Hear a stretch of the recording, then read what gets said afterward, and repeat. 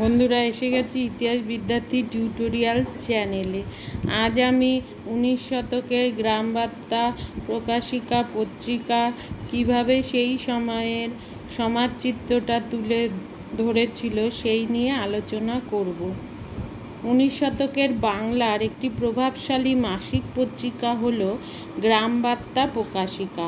1863 খ্রিস্টাব্দের এপ্রিল মাসে এই পত্রিকা প্রথম প্রকাশিত হয়। এর প্রথম সম্পাদক হলেন কাঙাল হরিনাথ মজুমদার। তার আসল নাম ছিল হরচন্দ্র মজুমদার। 1864 খ্রিস্টাব্দে জুন থেকে জুলাই মাসে একটি পাক্ষিক এবং 1871 খ্রিস্টাব্দের এপ্রিল থেকে মে মাসে সাপ্তাহিক পত্রিকায় পরিণত হয় এই গ্রামবার্তা প্রকাশিকা পত্রিকাটি। প্রথমে গিরিশ বিদ্যারত্ন প্রেস ও পরে মথুরানাথ প্রেস থেকে এটি প্রকাশিত হয়। দিন দরিদ্র কাঙাল হরিনাথকে নানাভাবে সাহায্য করেছিলেন মথুরানাথ মৈত্রেয়। গ্রামবার্তার প্রবন্ধগুলি ছিল মূলত সাহিত্য, দর্শন ও বিজ্ঞান বিষয়ক। রবীন্দ্রনাথ ঠাকুর, মীর মুশারফ হোসেন ও জলধর সেন এই পত্রিকায় প্রচুর প্রবন্ধ লিখেছেন। কাঙাল হরিনাথ 18 বছর একাধারে এই পত্রিকার সম্পাদক ছিলেন।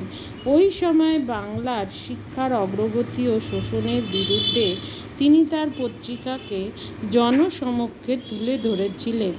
তিনি তৎকালীন রাজনীতি এবং সমাজের ভুল ভ্রান্তিগুলো তুলে ধরার পাশাপাশি নীল চাষিদের উপর ব্রিটিশ ও সুদখোর মহাজনদের অত্যাচারের তীব্র প্রতিবাদ জানিয়েছিলেন।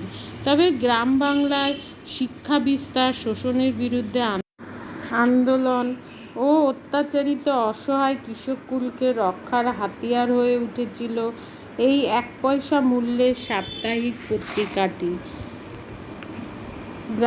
হরিনাথের জীবনের সবচেয়ে বড় কীর্তি ছিল গ্রামবার্তা প্রকাশিকা সংবাদপত্রের প্রকাশ। এই সূত্রেই তিনি বাঙালি বুদ্ধিজীবী মহলে সহজেই স্থান করে নেন।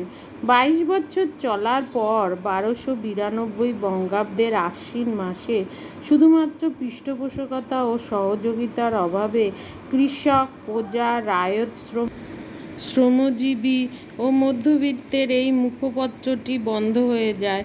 পত্রিকাটিতে সরকার বিরোধী বিভিন্ন খবর প্রকাশের কারণে হরিনাথ সরকার ও জমিদারদের বিরাগভাজনে পরিণত হন। শিলাইদহের ঠাকুর জমিদারদের প্রজাপীড়নের সংবাদ প্রকাশ করে তিনি বিপন্ন হন, কিন্তু এই বিপন্নতার দিনে তাকে সাহায্য করতে কেউ এগিয়ে আসেননি।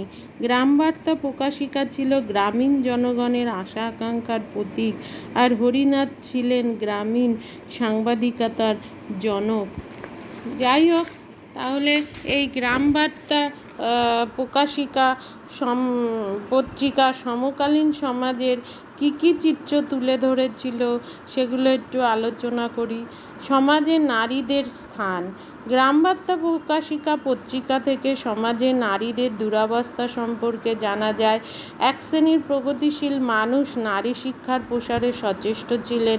নারী শিক্ষা প্রসারে গ্রামবার্তা প্রকাশিকাও গুরুত্বপূর্ণ ভূমিকা পালন করেছিল। এছাড়া জমিদারদের শোষণের কথা জানা যায়। গ্রাম প্রজাদের উপর জমিদারি শোষণের কথা এই পত্রিকা প্রচার করত। তখন বাংলায় চিরস্থায়ী বন্দোবস্ত চালু ছিল। জমির মালিক ছিলেন জমিদাররা। জমির উপর প্রজাস্বত্ব বা অধিকার ছিল না। চড়া রাজত্ব, অতিরিক্ত কর, কারণে অকারণে জমি থেকে প্রজা উচ্ছেদ করা হতো। অভাগা চাষিদের দুর্দশার কাহিনীও এই পত্রিকায় ছাপা হতো। তাছাড়া এই পত্রিকায় সেই সময় একটা বিরাট সমাজের ভয়ানক দিক ছিল, সেটা হচ্ছে সুদখোর মহাজনদের শোষণ। সেটার কথাও এখানে বলা হয়েছে। এখানে সমাজে সুদখোর মহাজনদের কথা বলা হয়েছে। তারা চড়া সুদের বিনিময়ে টাকা ধার দিত। গ্রামের অনেক সাধারণ মানুষ মহাজনের কাছে ঋণ নিয়ে সর্বশান্ত হয়েছিল। এছাড়া নীলকর সাহেবদের অত্যাচারের কাহিনী এই গ্রামবার্তা প্রকাশিকায় সেই সময় নীলকর সাহেবদের কর্মকাণ্ডজনিত তাদের অত্যাচারের দিক তুলে ধরেছিল। নীলকর সাহেবরা অধিক অর্থ উপার্জনের জন্য চাষিদের উপর যে জোর করে তাদের নীল চাষ করাতো, বাধ্য করত এবং তাদের উপর অত্যাচার করত, এই কাহিনী এই পত্রিকায় ছাপা হতো। উৎপাদিত নীল তারা চাষিদের কাছ থেকে অল্প দামে কিনে নিত। তবে নীলকর সাহেবদের অত্যাচারের বিরুদ্ধে চাষিরা যে সংঘবদ্ধ হয়ে প্রতিরোধ গড়ে তুলেছিল সেটাও জানা যায় এই পত্রিকা থেকে। তাছাড়া এই পত্রিকা সেই সময় শিক্ষার প্রসারেও গুরুত্বপূর্ণ ভূমিকা পালন করেছিল। নিরক্ষর মানুষ ছিল সেই সময়ে অধিক সংখ্যক, নারী শিক্ষার হার ছিল অত্যন্ত কম, প্রায় ছিল না বললেই চলে। পত্রিকায় শিক্ষা প্রসার, বিশেষত নারী শিক্ষা প্রসারের উপর গুরুত্ব দিয়ে বিভিন্ন লেখা প্রকাশিত হতো। তাই সেই আমলে গ্রামবার্তা পত্রিকা প্রকাশিকা এই পত্রিকাটি সমাজের বিভিন্ন দিকের চিত্র তুলে ধরে মানুষকে সচেতন করার চেষ্টা করেছিল। সেই দিক দিয়ে এই পত্রিকার অবদান অসামান্য। সবশেষে বলা যায় এই পত্রিকাটি সুলভ মূল্যের ছিল। হরিনাথ মজুমদার অতি দারিদ্র্যের মধ্যেও পত্রিকা প্রকাশনার কাজ চালিয়ে গিয়েছিলেন। তিনি কাঙাল হরিনাথ নামে পরিচিত ছিলেন।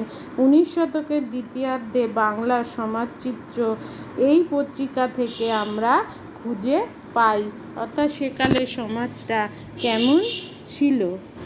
আজ আসি, চ্যানেলটা অবশ্যই সাবস্ক্রাইব